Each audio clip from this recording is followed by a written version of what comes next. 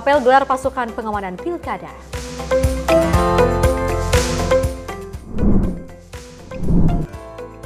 ...257 logistik pemilu didistribusikan ke 13 desa. Jelang Nataru, stok minyak goreng akan ditinjau.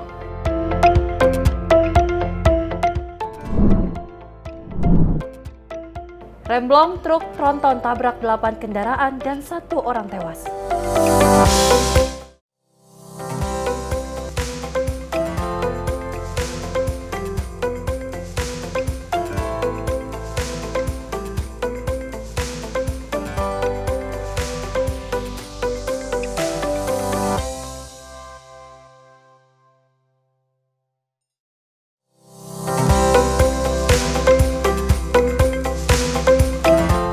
Selamat pagi pemirsa Sinpo TV. Selamat pagi Sally. Selamat pagi Apa kabar Festi. hari Luar ini? biasa Sehat ya. baik. Dan tentunya juga kita berdua terus mendoakan yang terbaik terkait dengan kesehatan pemirsa di rumah, terutama para penonton menyapa pagi Sinpo TV. Ya, Festi, kalau kita ketahui hari ini tepat di tanggal 27 November ini adalah di mana pesta hari yang demokrasi. sudah ditunggu-tunggu Yes. oleh masyarakat Indonesia. Tidak hanya di DKI Jakarta, Jawa Tengah, Jawa Timur, dan juga Jawa Barat. Ini sudah menantikan kira-kira siapa sih nantinya yang akan mengembankan tugas untuk menjadi kepala daerah yang tentunya amanah dan juga terpercaya bagi seluruh masyarakat Indonesia. Dan kita berharap pastinya pilkada yang sedang kita jalankan hari ini bisa berjalan dengan damai dan juga lancar sampai akhirnya. Amin. Mudah-mudahan cuaca juga turut mendukung ya kebahagiaan kita bersama-sama. Dan tentunya informasi menarik lainnya akan terus kami hadirkan. Ini dia Menyapa Pagi Sinpo TV selengkapnya.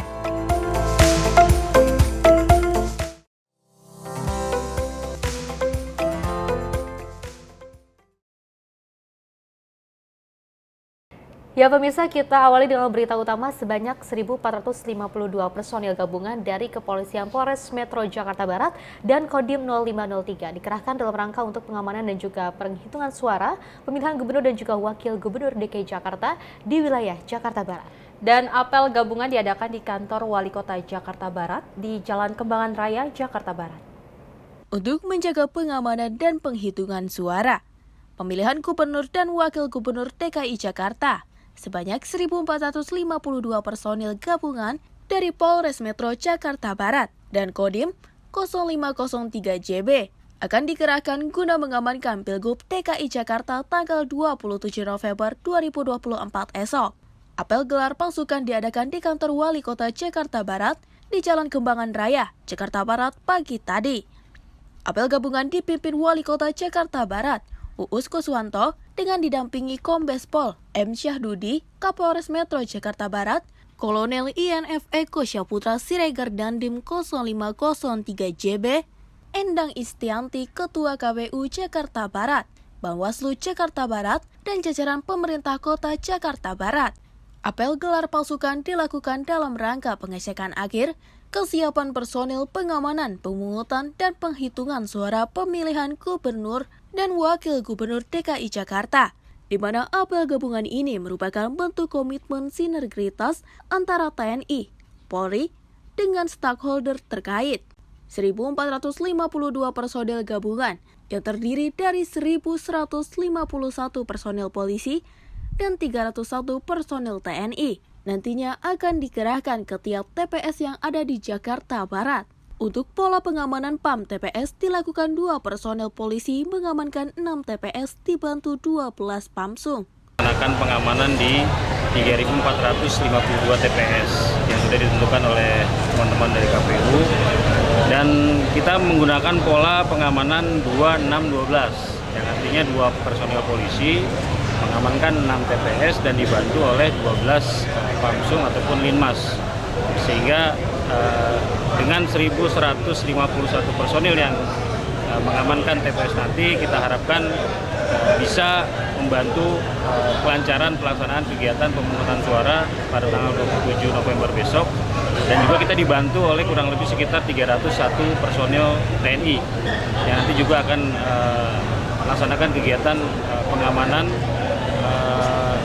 dengan mengedepankan konsep pencegahan dan juga tentunya kegiatan-kegiatan preventif, sehingga kita bisa memastikan bahwa rangkaian kegiatan pemungutan suara besok bisa berjalan dengan aman, tertib, dan kondusif. Sementara, Ketua KPU Kota Jakarta Barat menambahkan, bila terjadi kondisi cuaca yang tidak bersahabat dan terjadi banjir di Jakarta Barat, ada 20 titik TPS yang rawan banjir. Pihak KPU Kota Jakarta Barat telah mengantisipasinya dengan menyiapkan TPS-TPS cadangan untuk daerah rawan banjir. Baik, kami dari KPU Jakarta Barat sudah melakukan antisipasi dengan mengurangi pendirian TPS di lokasi yang rawan banjir.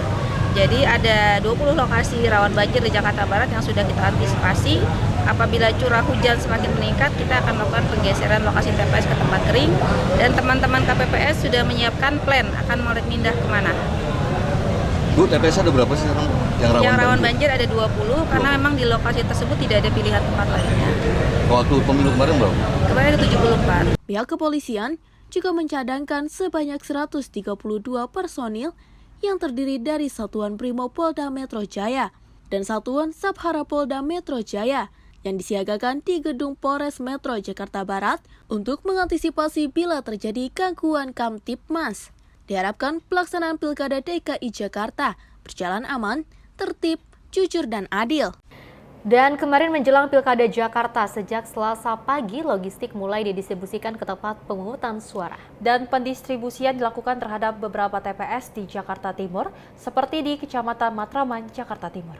Beginilah proses distribusi logistik Pilkada yang berupa kotak suara, surat suara, tinta, dan surat rekal suara. Didistribusikan dari gudang logistik suara tingkat kecamatan ke TPS-TPS atau kantor RW seperti di RW 01 Hutan Kayu Selatan.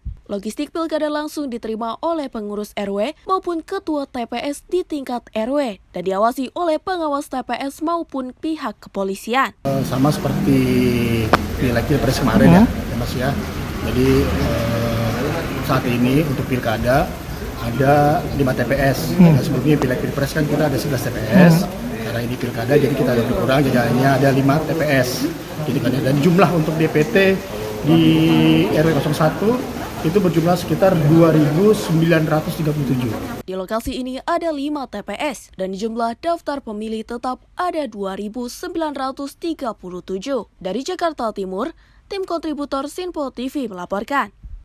Pemirsa, menjelang pemilihan kepala daerah serentak pada hari ini, sejumlah rangkaian tahapan sudah dilaksanakan dari mulai apel siaga, fakta integritas sampai dengan pendistribusian logistik ke setiap TPS. Dan seperti di Kecamatan Sukaraja, Kabupaten Bogor, ini pada Senin siang sudah melakukan pendistribusian logistik Pilkada yang dilakukan di 13 desa. Pendistribusian logistik pemilu mulai disalurkan ke tiap desa yang ada di wilayah Kecamatan Sukaraja, Kabupaten Bogor. Jelang pencoblosan, pendistribusian logistik Pilkada dipimpin langsung Camat Sukaraja Ria Marlisa, didampingi PPK dan Panwascam di halaman kantor kecamatan. Sebelumnya, tahapan Pilkada sudah dilaksanakan seperti apel siaga bersama unsur Forkopimcam, menandatangani fakta integritas pemilu damai, serta doa bersama Istiqosyah Pemilu Damai. Camat Sukaraja Ria Marlisa mengatakan sejumlah tahapan sudah dilaksanakan dari mulai edukasi dan sosialisasi pemilu di tiap desa, serta pendistribusian logistik Pilkada sedang dilakukan di 257 TPS yang tersebar di 13 desa yang ada di wilayahnya. Sukaraja mengadakan kegiatan apel siaga pemilu, deklarasi damai, dan juga kegiatan pendistribusian logistik Pilkada ke masing-masing PPS di desa-desa. Ada berapa jumlah yang didistribusikan? Hari ini untuk kegiatan kita langsung ke 257 TPS. Dia berharap di masa tenang 2 hari jelang pemilihan kepala daerah serentak, sejumlah tahapan sudah dijalankan. Diimbau kepada perangkatnya agar senantiasa netral saat pelaksanaan pemilu kada, menjaga kondusivitas pesta demokrasi tersebut. Dari Kabupaten Bogor, kontributor Sinpo TV melaporkan. Kita beralih ke informasi lainnya, pemirsa. Presiden Prabowo Subianto akan menyalurkan hak suaranya di Pilkada 2024 dan Prabowo pun tidak sendiri. Presiden ke-8 Republik Indonesia ini direncanakan mencoblos dengan didampingi sejumlah pejabat daerah Kabupaten Bogor. Dan penjagaan ketat personil TNI terlihat di TPS 08 yang terletak di lapangan Hambalang, Desa Bojongkoneng, Bogor sebagai bentuk antisipasi ketertiban dan keamanan. Tempat pemungutan suara 08 di lapangan Hambalang, Desa Bojongkoneng, Kecamatan Babakan Madang, Kabupaten Bogor ini akan menjadi tempat pencoblosan Presiden Prabowo Subianto pada Rabu esok. Saat ini TPS tersebut sejak pagi petugas dari TNI berjaga-jaga di sekitar lokasi TPS untuk mengantisipasi keamanan, serta persiapan kursi meja hingga dekorasi telah selesai dilakukan. Presiden ke-8 Prabowo Subianto telah terdaftar sebagai pemilih yang akan menggunakan hak suaranya di TPS 08 yang akan memilih calon gubernur dan wakil gubernur Jawa Barat, serta calon bupati dan wakil bupati Bogor. Total 590 daftar pemilih tetap yang mencoblos di TPS ini. Menurut Ketua Komisi Pemilihan UMJM Kabupaten Bogor, Adi Kurnia, rencananya akan tiba di TPS pada Rabu esok pukul 9 pagi. PJ Bupati Bogor, Sekretaris Daerah hingga Ketua DPRD Kabupaten Bogor rencananya ikut menggunakan hak pilihnya di TPS 08 tersebut. Coblosan untuk Pak Presiden, informasi dari bagian rumah tangga Hambalang. Pak Presiden akan mencoblos di TPS 08 Desa Bojong Koneng. Adapun dari Forkopimda besok yang akan mencoblos di sana ada Pak PJ Bupati, Pak Sekda dan Pak Ketua DPRD. Sejauh ini persiapannya seperti apa di TPS tersebut? Dan hari ini kami baru akan mengecek kesiapan di sana. Informasi dari teman-teman PPK dan PPS untuk lokasi di sana sudah siap untuk dilaksanakannya pemungutan dan perhitungan suara. Pencoblosan dan pemungutan suara Pilkada 2024 yang akan digelar pada 27 November 2024. Pilkada ini digelar secara serentak di seluruh Indonesia. Dari Kabupaten Bogor, kontributor Sinpo TV melaporkan. Dari Kementerian Komunikasi dan Digital mendorong literasi digital terkait dengan antisipasi terhadap berita bohong dan ujaran kebencian, serta konten negatif mengenai Pilkada serentak 2024. Dan Kementerian Komdigi pun melakukan kolaborasi dengan platform media sosial Snack Video untuk mengajak masyarakat memahami Pilkada 2024 agar berjalan secara damai. Dirjen Informasi dan Komunikasi Publik Komdigi, Prabu Nindya Refta, menjelaskan, Snack Video dapat membawa pendekatan baru dengan memastikan publik berpartisipasi membuat konten anjuran agar pilkada berjalan damai. Direktur Operasional Snack Video, Yugo Prabowo, berkomitmen platformnya akan membuka ruang untuk konten-konten yang menghibur, sekaligus mengedukasi masyarakat terkait pilkada. Yugo pun mengharapkan langkah tersebut dapat membantu pemerintah dalam menyukseskan Pilkada serentak 2024. Dan ini juga merupakan salah satu wujud video, karena sebagai jaringan sosial atau social media kita juga berpikir dan juga memiliki kewajiban di mana kami menjadi salah satu social media platform yang ingin juga mensukseskan pemilihan umum di tingkat nasional dan juga di tingkat daerah, dan kami merasa perlu untuk mengedukasi seluruh warga negara Indonesia, terutama pengguna Snack Video, khususnya betapa pentingnya mensukseskan pemilu dan menciptakan pemilu yang damai. Saya termasuk orang yang percaya pada masa depan platform dalam hal ini sosial media seperti Snack Video. Oleh karena itu ketika kawan-kawan dari Snack Video main ke ruangan saya, kita sempat ngopi-ngopi secangkir-2 kita bicara tentang apa yang bisa dikolaborasikan antara negara dengan platform.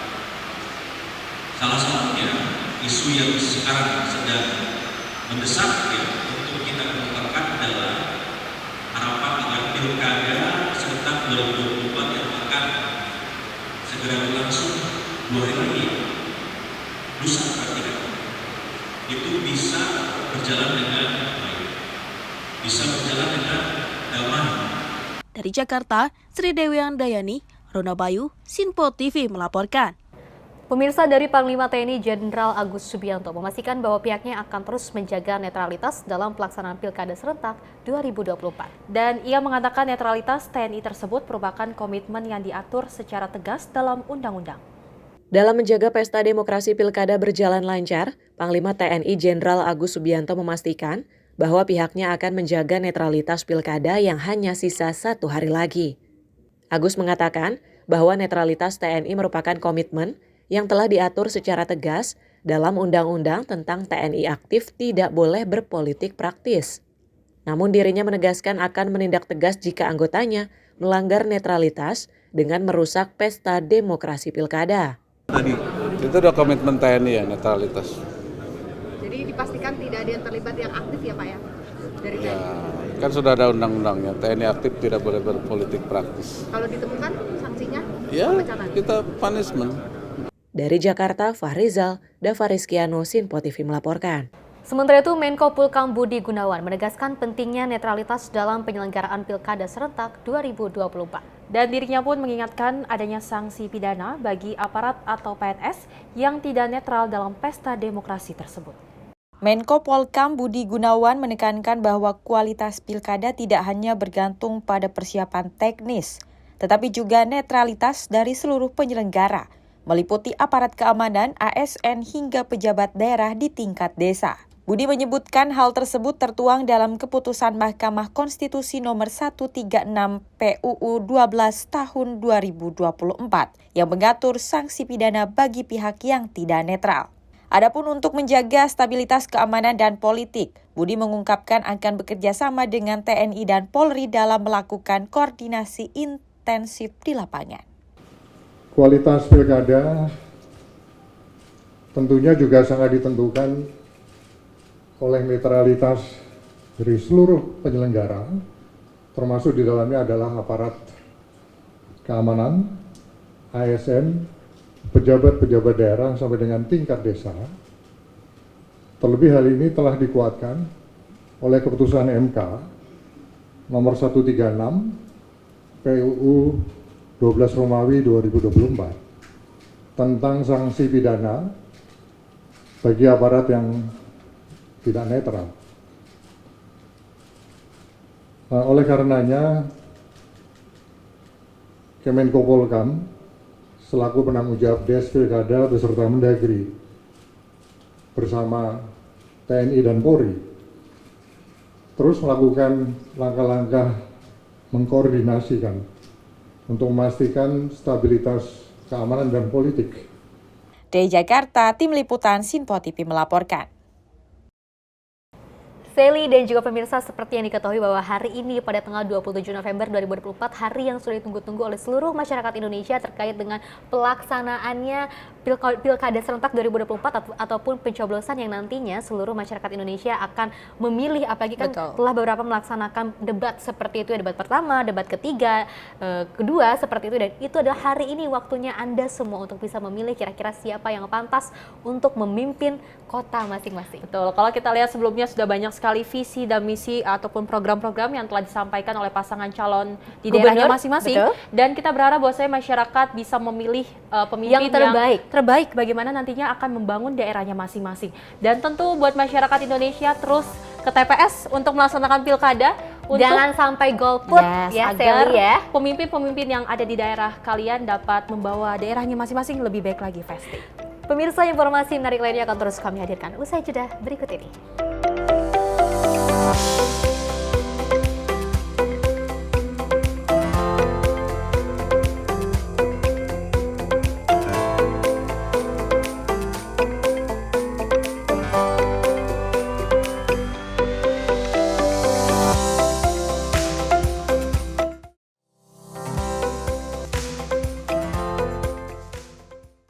Halo, selamat pagi pemirsa Sinpo TV, selamat pagi Andi. Selamat pagi, Fen. Beragam informasi terbaru hadir menemani Anda sebelum memulai hari.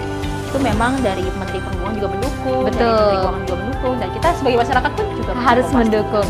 Mengangkat isu yang tengah menjadi pembicaraan paling hangat. Semarakan pagi Anda bersama Menyapa Pagi. Setiap Senin hingga Jumat pukul 6 pagi. Hanya di Sinpo TV. Halo, selamat malam pemirsa. Senang sekali rasanya kami mengisi ruang informasi Anda. Akhiri aktivitas Anda dengan rangkuman perkembangan peristiwa yang terjadi sepanjang hari. Sebelumnya kita saksikan ada sekitar 3.000 tamu undangan, sementara di Ibu Kota Nusantara ini ada sekitar 2.000 tamu undangan. Rangkaian informasi nasional dan mancanegara dirangkum sebagai penutup hari dalam Menyapa Malam. Setiap Senin hingga Jumat pukul 8 malam, hanya di Sinpo TV. Kami hadir dengan rangkaian informasi dari berbagai penjuru dunia. Topik dan isu yang tengah menjadi sorotan mancanegara dikemas dengan lengkap untuk Anda.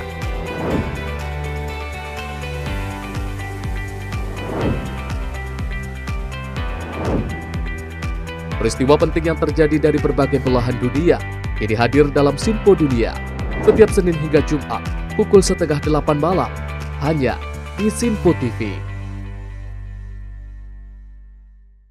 Halo pemirsa, kami kembali hadir dengan sejumlah informasi yang kami himpun dari berbagai penjuru dunia. Rangkaian informasi yang membuat akhir pekan Anda begitu bermakna. Sebuah kelompok di Afrika Selatan memberikan layanan pertunjukan film dengan tenaga surya. Berita yang menjadi sorotan media dari dalam dan luar negeri, kami hadirkan untuk menemani pekan Anda dalam Sinpo Dunia Sepekan, Sabtu dan Minggu pukul 9 pagi, hanya di Sinpo TV.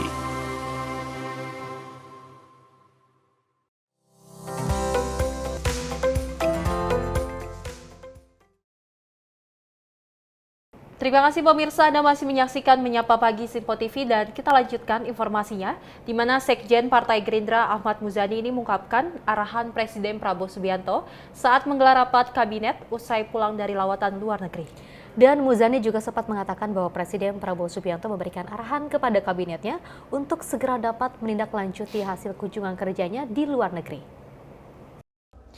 Usai melakukan lawatan luar negeri, Presiden Prabowo Subianto menggelar rapat kabinet di Istana Negara Jakarta pada beberapa waktu yang lalu. Rapat tersebut digelar selama 2 hari, yakni pada Senin 25 hingga Selasa 26 November 2024. Sekjen Partai Gerindra Ahmad Muzani mengungkapkan bahwa rapat tersebut Presiden Prabowo memberikan arahan kepada kabinetnya untuk segera dapat menindaklanjuti hasil kunjungan kerjanya di luar negeri. Sedangkan arahan di hari kedua, Muzani menyebut hanya berkaitan dengan pidato Prabowo dalam KTT APEC di Peru dan G20 di Brazil. Dengan begitu, ia meyakini para menteri telah menyiapkan sejumlah langkah-langkah untuk mempercepat swasembada pangan Indonesia.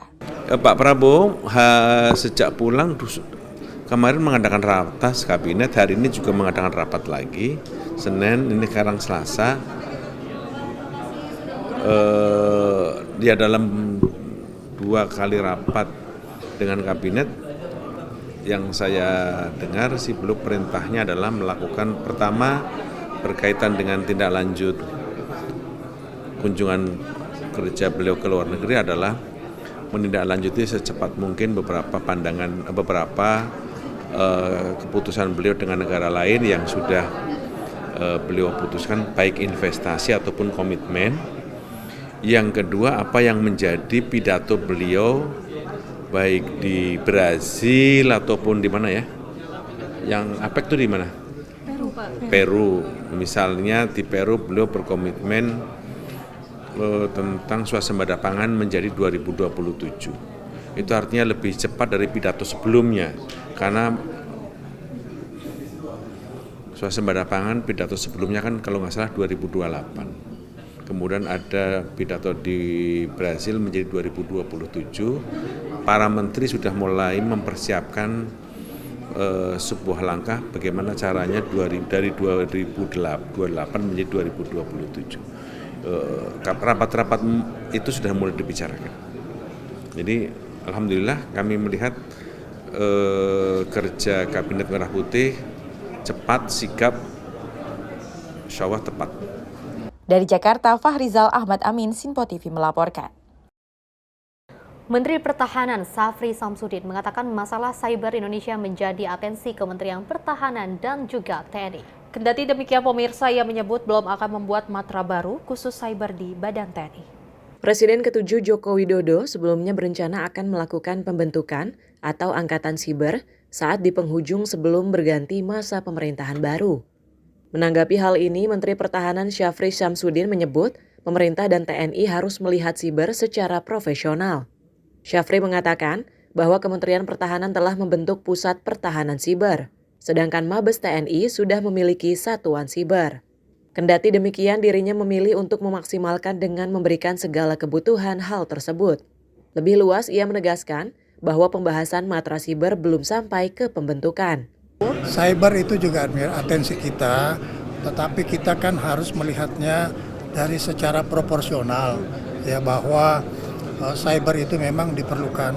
Oleh karena itu di Kementerian Pertahanan sudah membentuk Pusat Pertahanan Cyber dan juga Mabes TNI sudah membentukkan satuan cyber, dan ini kita akan penuhi kebutuhannya. Jadi memaksimalkan yang sudah ada, bukan membentuk satu matra sendiri yang baru ya Pak ya?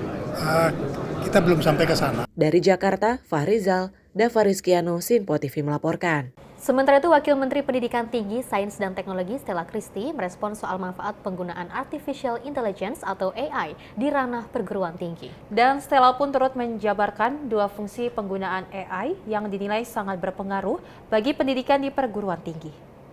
Wamendikti Sains dan Teknologi Stella Christy menjelaskan terdapat 2 fungsi Artificial Intelligence yang sangat berpengaruh jika digunakan pada pendidikan perguruan tinggi.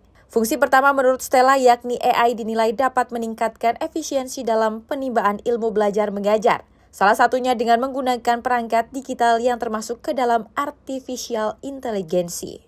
Sementara itu, fungsi kedua menurut Wamendikti ini adalah bagaimana AI dapat meningkatkan dan mengembangkan pribadi manusia. Ia pun lantas mencontohkan efisiensi penggunaan Google Scholar bagi para ilmuwan, terutama dalam hal mengembangkan pemikiran melalui hasil-hasil riset yang terdapat di perangkat digital tersebut.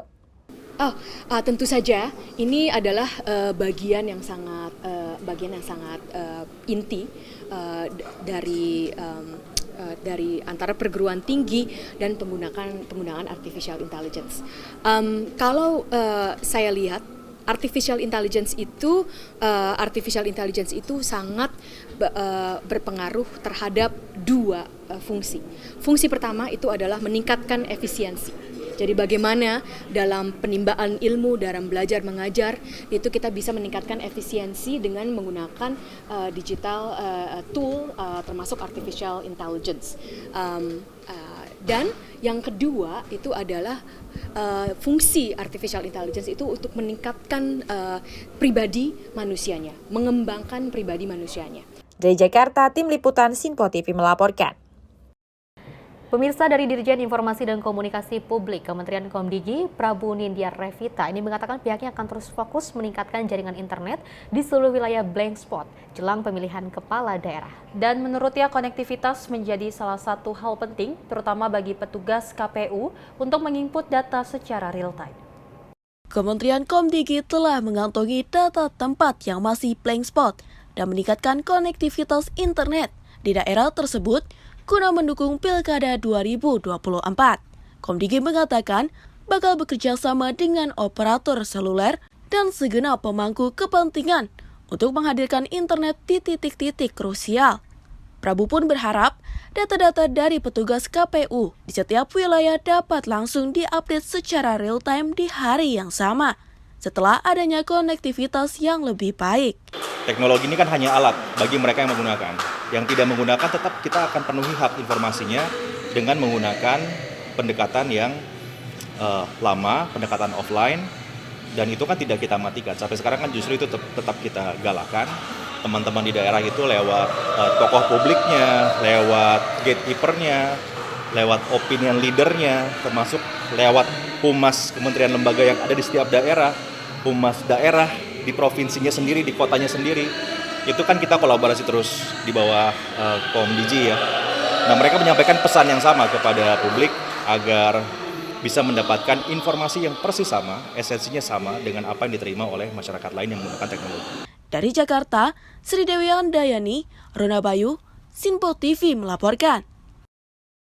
Dan untuk menanggapi usulan anggota Komisi 1 DPR RI yang juga menyarankan pihak TNI turun tangan untuk berantas praktek judi online di tanah air, Menteri Pertahanan Syafri Samsudin mengatakan fungsi TNI sebagai bagian dari pertahanan bukan penegakan hukum. Namun begitu, ia memastikan pihak TNI mendukung penuh pemberantasan judol di tanah air. Hal ini disampaikan Menhan Syafri Samsudin usai hadir dalam rapat kerja bersama Komisi 1 DPR RI di Gedung Parlemen Senayan, Jakarta, Senin siang. Menurutnya, berdasarkan fungsinya di bidang pertahanan, TNI tak bisa ada di garis depan pemberantasan judi online. Syafri beralasan hal tersebut berbeda dengan pihak kepolisian.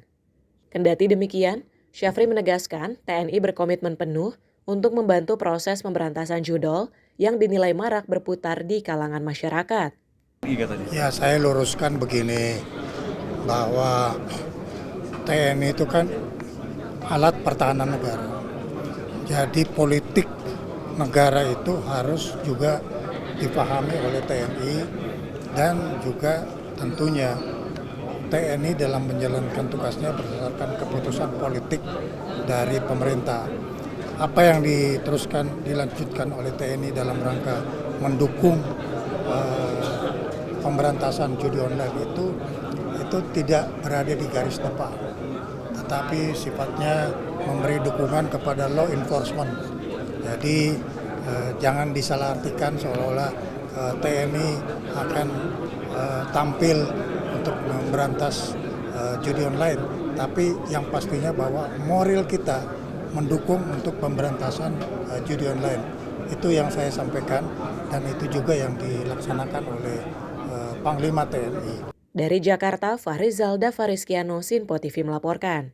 Ya, saya dan juga pemirsa, meskipun bukan ranahnya dari TNI untuk membantu memberantaskan sebuah kasus judi online, tapi juga dari TNI sendiri sangat mendukung adanya pembubaran ataupun penghapusan judi online ataupun judi daring yang sudah merajalela di Indonesia. Betul, kalau kita lihat Vesti dan pemirsa, sebelumnya ada berita di mana 24 dari Kementerian Komdigi ini tertangkap lagi pegawainya, di mana lagi-lagi, iya betul, di mana ini menjadi fokus utama dari pemerintahan Prabowo Gibran untuk selalu menuntaskan bagaimana judol yang ada di Indonesia. Betul. Kalau kita lihat memang banyak yang tertangkap, tapi ini menjadi kerja nyata dari para polisi penegak hukum untuk memberantas judol di tanah air. Dan tentunya juga yang dilakukan oleh Komdigi Mutia Hafidz tidak hanya harus dilakukan terkait dengan literasi digital kepada orang tua saja untuk anak-anaknya, tetapi juga sepertinya kita harus memberikan arahan dan literasi digital kepada anggota Komdigi sendiri. Oke pemirsa, informasi menarik lainnya akan terus kami hadirkan usai jeda berikut ini.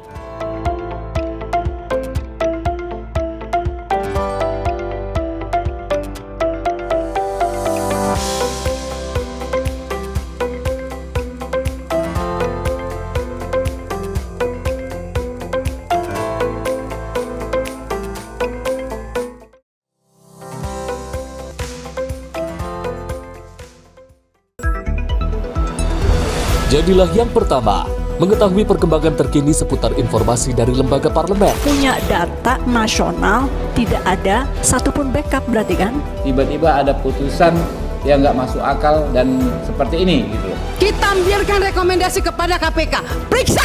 Kami hadirkan informasi paling akurat untuk mengawal setiap informasi dalam rapat komisi dan paripurna. Tentunya bersama saya Andi Rezaldi yang telah kami rangkum dalam program Sinpo Parlemen. Saya Arif Rifan. Saksikan Sinpo Parlemen setiap Sabtu pukul 6 pagi hanya di Sinpo TV. Pemirsa, Sinpo TV kembali hadir menemani Anda dengan berbagai informasi yang telah kami rangkum dalam sepekan. Sajian lengkap informasi sepekan kami hadirkan untuk Anda. Badan Legislasi DPR menemui masa unjuk rasa di depan gedung DPR RI Senayan, Jakarta. Menemani akhir pekan Anda bersama keluarga dengan rangkuman berita menyeluruh dalam Sinpo Sepekan setiap minggu pukul 6 pagi hanya di Sinpo TV. Kami hadir dengan rangkaian informasi dari berbagai penjuru dunia. Topik dan isu yang tengah menjadi sorotan mancanegara dikemas dengan lengkap untuk Anda.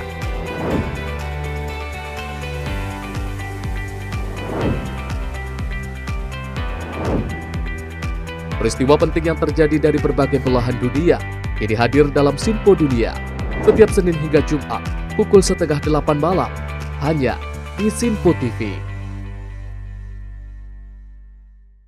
Halo pemirsa, kami kembali hadir dengan sejumlah informasi yang kami himpun dari berbagai penjuru dunia. Rangkaian informasi yang membuat akhir pekan Anda begitu bermakna. Sebuah kelompok di Afrika Selatan memberikan layanan pertunjukan film dengan tenaga surya. Berita yang menjadi sorotan media dari dalam dan luar negeri kami hadirkan untuk menemani pekan Anda dalam Sinpo Dunia Sepekan Sabtu dan Minggu pukul 9 pagi hanya di Sinpo TV.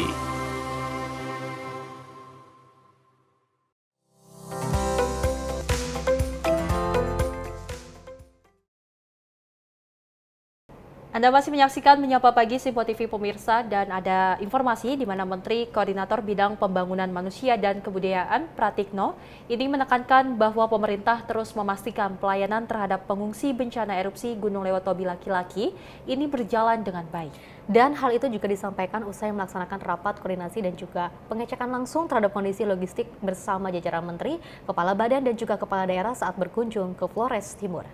Pratikno memastikan bahwa stok kebutuhan pokok seperti kasur, alat masak, dan lainnya masih mencukupi bagi para pengungsi. Selain memastikan ketersediaan logistik untuk pengungsi, agenda utama kunjungan Pratikno juga sekaligus meninjau langsung calon lokasi relokasi untuk pembangunan hunian sementara warga yang berada di Kecamatan Titihena. Lokasi itu berada di sekitar kawasan hutan lindung Wukolewo Loroh, yang dipilih karena dinilai aman dari risiko bencana susulan serta dekat dengan sumber daya alam yang dapat menunjang kehidupan warga. Pembangunan hunian tetap juga ikut dipantau karena tempat tinggal itu penting bagi warga untuk menciptakan lingkungan kehidupan yang layak dan berkelanjutan. Di tengah pemulihan pasca bencana, pemerintah juga memastikan bahwa pelaksanaan pilkada pada Rabu 27 November mendatang tetap berjalan lancar melalui skenario yang telah disusun agar hak suara masyarakat tetap dapat terpenuhi. Tim redaksi Sinpo TV melaporkan.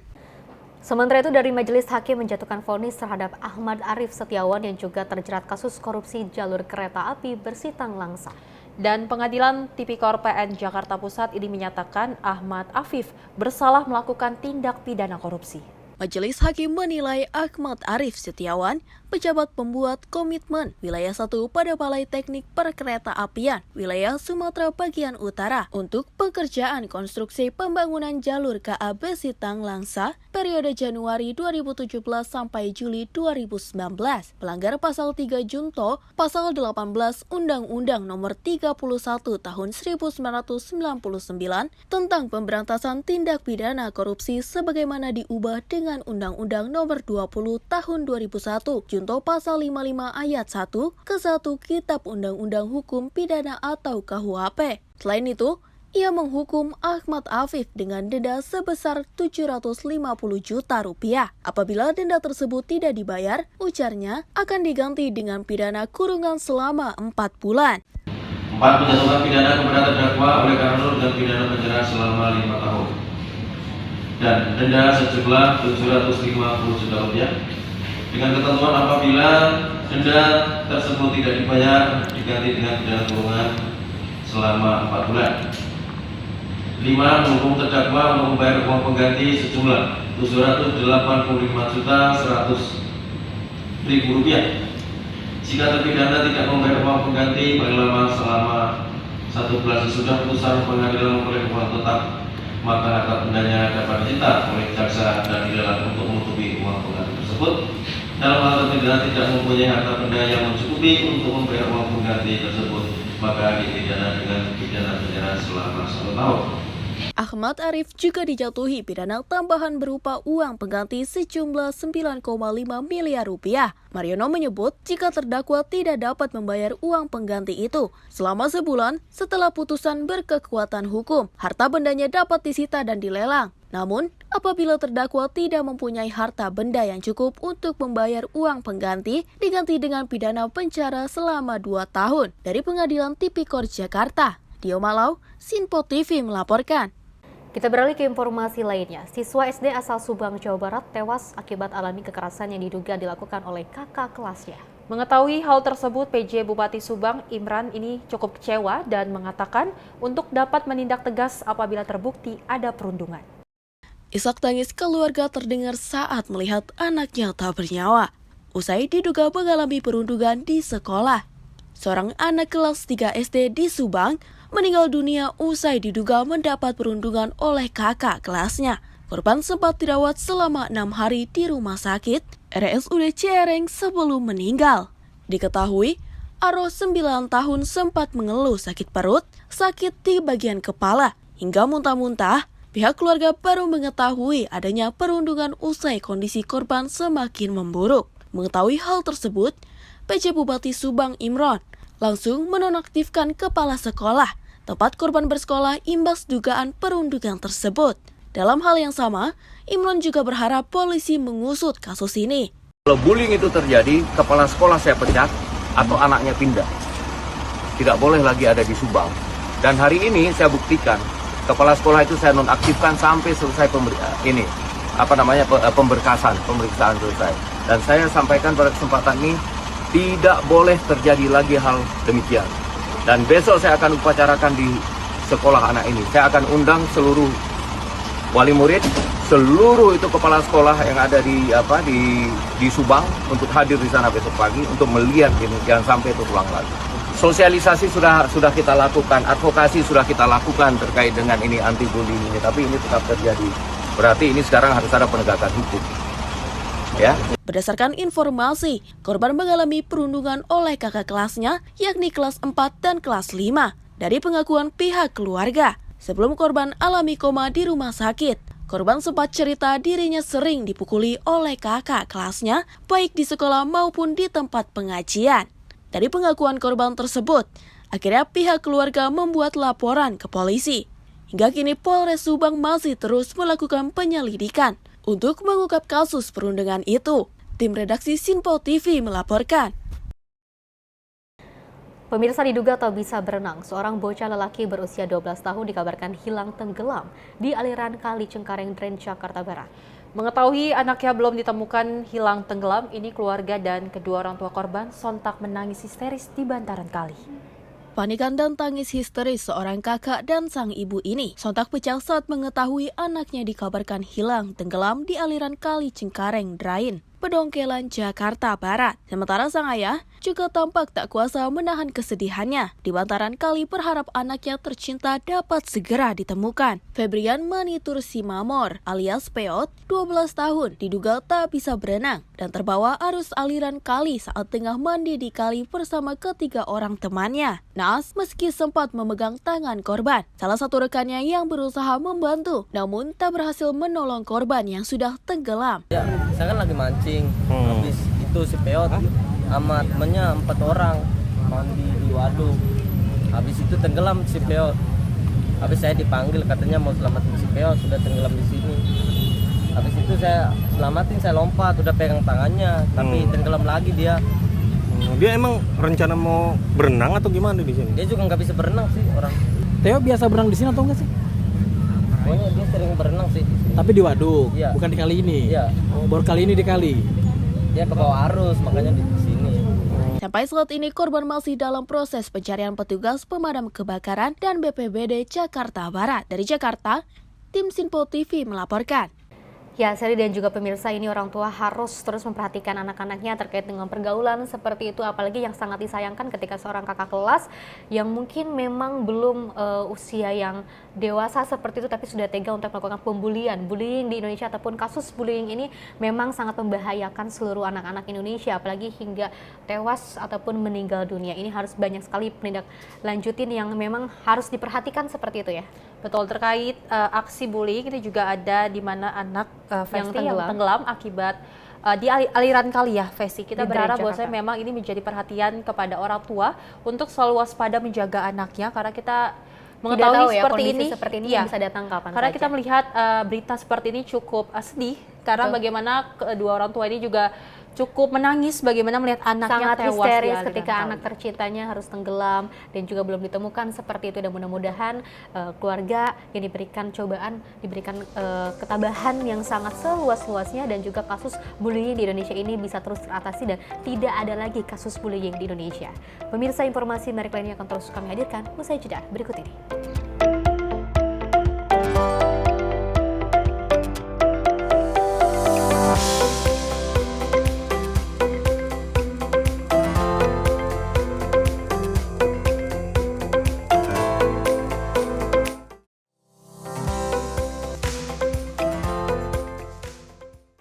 Halo, selamat pagi pemirsa Sinpo TV, selamat pagi Andi. Selamat pagi, Fen. Beragam informasi terbaru hadir menemani Anda sebelum memulai hari. Itu memang dari Menteri Perhubungan juga mendukung, Betul. dari Menteri Keuangan juga mendukung, dan kita sebagai masyarakat pun juga harus mendukung. Mengangkat isu yang tengah menjadi pembicaraan paling hangat. Semarakan pagi Anda bersama Menyapa Pagi. Setiap Senin hingga Jumat pukul 6 pagi. Hanya di Sinpo TV.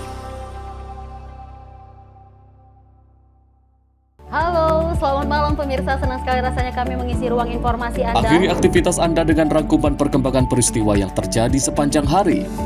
Sebelumnya kita saksikan ada sekitar 3.000 tamu undangan, sementara di Ibu Kota Nusantara ini ada sekitar 2.000 tamu undangan. Rangkaian informasi nasional dan mancanegara dirangkum sebagai penutup hari dalam Menyapa Malam.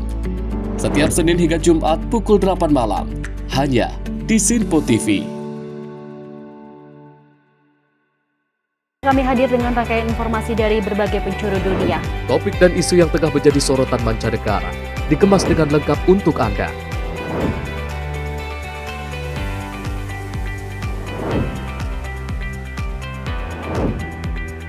Peristiwa penting yang terjadi dari berbagai belahan dunia kini hadir dalam Sinpo Dunia setiap Senin hingga Jumat pukul 7:30 malam hanya di Sinpo TV. Halo pemirsa, kami kembali hadir dengan sejumlah informasi yang kami himpun dari berbagai penjuru dunia. Rangkaian informasi yang membuat akhir pekan Anda begitu bermakna. Sebuah kelompok di Afrika Selatan memberikan layanan pertunjukan film dengan tenaga surya. Berita yang menjadi sorotan media dari dalam dan luar negeri, kami hadirkan untuk menemani pekan Anda dalam Sinpo Dunia Sepekan, Sabtu dan Minggu pukul 9 pagi, hanya di Sinpo TV.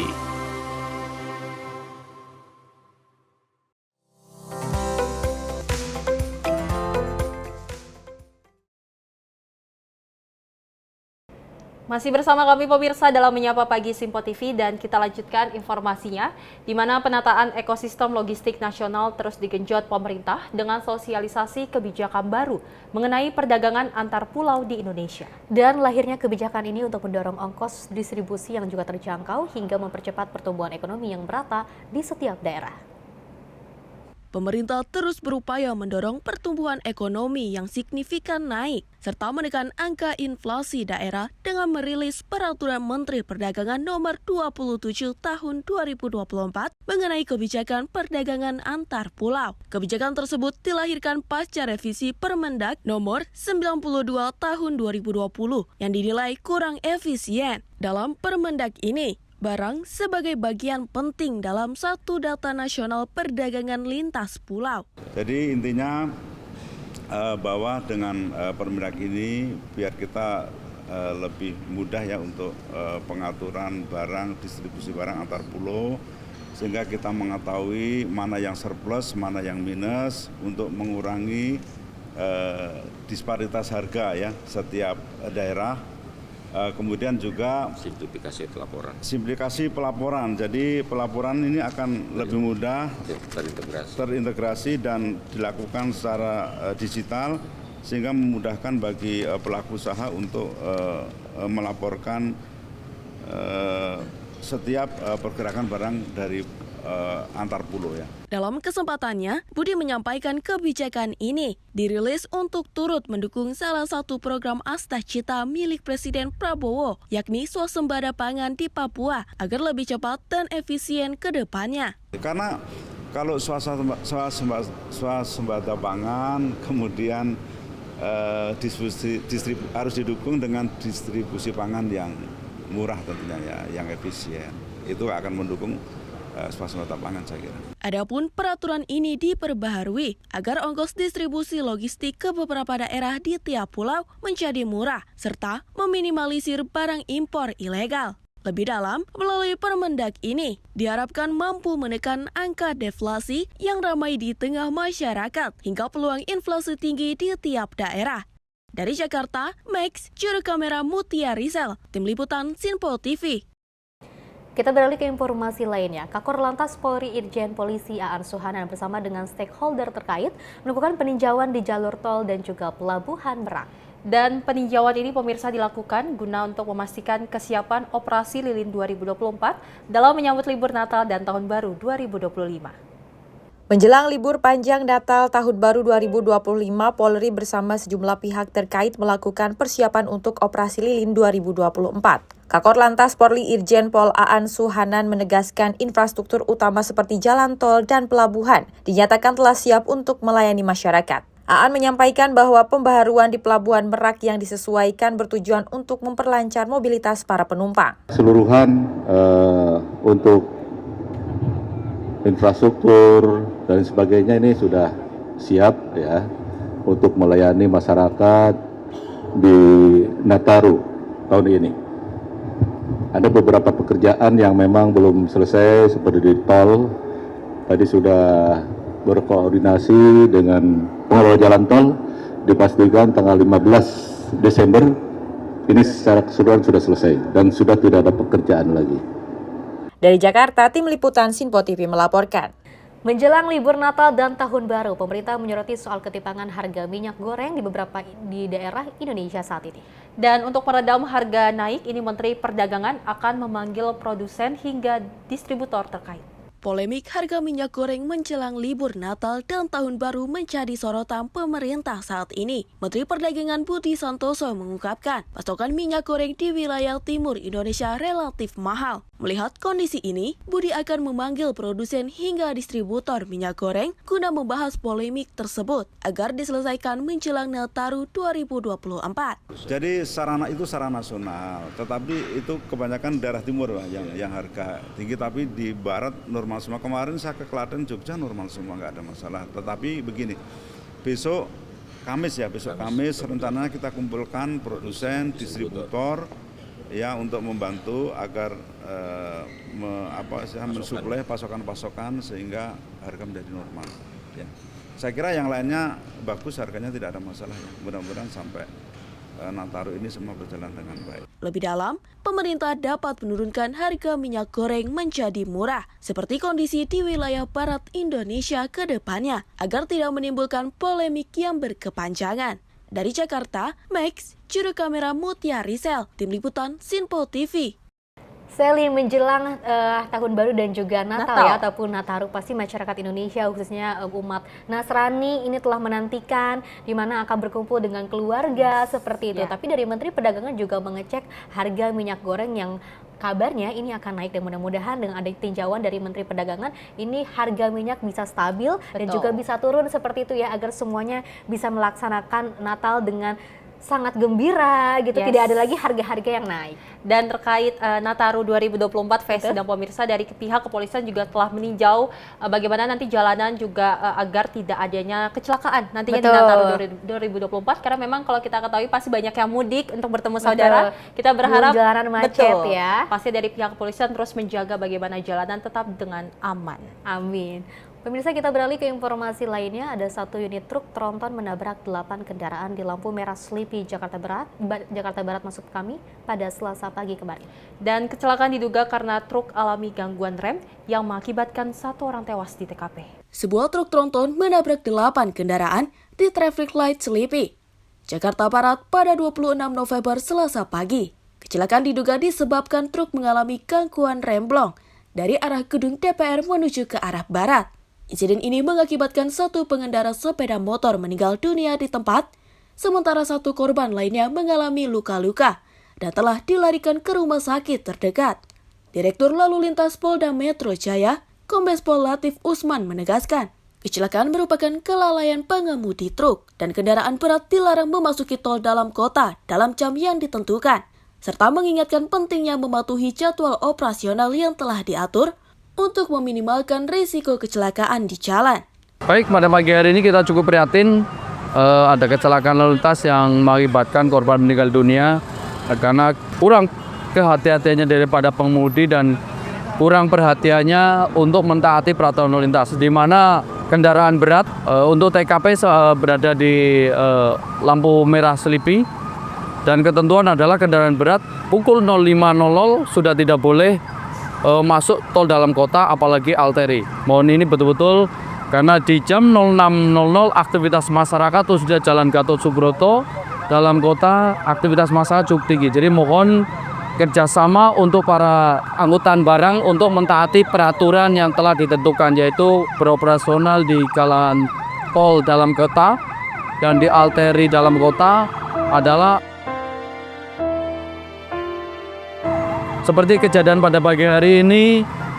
Akibat kelalaian daripada pengemudi angkutan barang ini mengantuk sehingga dia menerobos lampu merah dan menerabak beberapa kendaraan. Kelalaian sopir akibat kelelahan dan pelanggaran lampu merah menjadi salah satu faktor pemicu kecelakaan tragis ini. Dirlantas Polda Metro Jaya mengimbau kepada seluruh pengguna jalan, khususnya pengendara kendaraan berat, untuk mematuhi aturan lalu lintas, memastikan kondisi fisik tetap prima saat berkendara, dan selalu waspada di jalan demi keselamatan bersama. Tim redaksi Sinpo TV melaporkan. Pemirsa, diduga akibat remblong, sebuah truk kontainer menabrak sejumlah pengendara di perempatan Traffic Light Selipi, Jakarta Barat. Selain mengakibatkan sejumlah kendaraan roda 4 dan sepeda motor rusak parah, ini akibat insiden kecelakaan beruntun tersebut, 1 orang pengendara sepeda motor meninggal dunia usai terlindas dan terseret. Sementara 3 orang pengendara lain terluka serius di bagian kaki dan kepala. Kondisi arus lalu lintas di sekitar persimpangan Bundaran Selipi Palmerah, Jakarta Barat, Selasa pagi macet parah saat insiden kecelakaan beruntun yang melibatkan truk kontainer dengan kendaraan roda 4 dan roda 2 terjadi di lokasi. Bahkan salah satu sepeda motor terlihat masih tersangkut di kolong mobil di lokasi kejadian. Insiden kecelakaan ini bermula saat truk kontainer yang melaju dari arah Jalan Gatot Subroto menuju perempatan traffic light Selipi melaju kencang di jalan yang menurun dan kemudian langsung menabrak sejumlah pengendara sepeda motor dan mobil. Selain mengakibatkan sejumlah kendaraan roda 4 dan sepeda motor rusak parah, akibat insiden kecelakaan beruntun tersebut, 1 orang pengendara sepeda motor meninggal dunia usai terlindas dan terseret truk, sementara 3 orang pengendara sepeda motor lain alami luka serius di bagian kaki dan kepala. Diduga insiden kecelakaan beruntun tersebut disebabkan oleh remblong truk kontainer yang melaju kencang hingga membuat sang sopir truk tampak syok. Awal kejadian memang nggak begitu tahu suara atau kedengaran, dari sana udah lampu merah dari atas, dia nggak bisa ngerem. Itu dari atas sampai ke sana itu dibawa terus sama orang-orang yang di bawah. Kendaraan terseret ada 4, mobil 2, motor 2, korban ada 1 orang. Cuma kena aja remblong. Guna mengurai kemacetan parah di jam sibuk ini, polisi kemudian berupaya evakuasi terhadap jasad korban ke RSCM Jakarta, sedangkan 3 korban luka-luka pengendara sepeda motor dibawa ke Rumah Sakit Pelni Jakarta. Sementara seluruh kendaraan yang terlibat kecelakaan beserta sang sopir truk diamankan ke kantor unit Laka Lantas Jakarta Barat guna proses pemeriksaan lebih lanjut. Dari Jakarta, tim Sinpo TV melaporkan. Pemirsa, pasca kecelakaan maut yang terjadi di perempatan traffic light Selipi Palmerah, Jakarta Barat pada Selasa pagi kemarin, Direktorat Lalu Lintas Polda Metro Jaya melakukan pemeriksaan. Sementara pihak kepolisian menyatakan penyebab insiden kecelakaan tersebut bukanlah karena akibat remblong pada kendaraan truk, melainkan sang pengemudi truk mengalami ngantuk saat melajukan kendaraannya. Usai melakukan olah TKP dan pemeriksaan sementara pada kondisi truk dan sang pengemudi bernama Ade, warga Cikarang, Bekasi, Jawa Barat di lokasi kejadian, Polisian Direktorat Lalu Lintas Polda Metro Jaya mengatakan penyebab insiden kecelakaan maut yang melibatkan truk kontainer ekspedisi dengan sejumlah mobil dan sepeda motor di kawasan traffic light Selipi Palmerah, Jakarta Barat, Selasa pagi, bukanlah karena akibat remblong pada kendaraan truk, melainkan sang pengemudi truk kontainer ekspedisi ngantuk saat melajukan kendaraannya dari arah Cikarang, Bekasi, Jawa Barat menuju Jakarta. Dirlantas Polda Metro Jaya, Kombes Pol Latif Usman sangat menyayangkan truk kontainer ekspedisi tersebut melintas di ruas jalan arteri dalam kota, bukan pada jam operasional semestinya, yang maksimal boleh melintas pada jam 5 pagi. Sementara itu, arus lalu lintas yang berada di sekitar perempatan traffic light Selipi Palmerah telah berjalan normal setelah polisi mengevakuasi para korban dan seluruh kendaraan yang terlibat kecelakaan tersebut. Kasus kecelakaan tersebut kini telah ditangani pihak kepolisian Direktorat Lalu Lintas Polda Metro Jaya. Baik, pada pagi hari ini kita cukup prihatin ada kejadian laka lantas akibat keteledoran daripada pengemudi truk B9586HI yang berangkat dari Cikarang akan menuju ke daerah Tangerang. Nah, sebetulnya ini pelanggaran yang sudah dilakukan oleh supir berawal dari pembatasan kendaraan yang jelas untuk angkutan berat, angkutan barang. Ini kan batasannya jam 05.00 sudah tidak boleh melintas baik tol dalam kota apalagi arteri.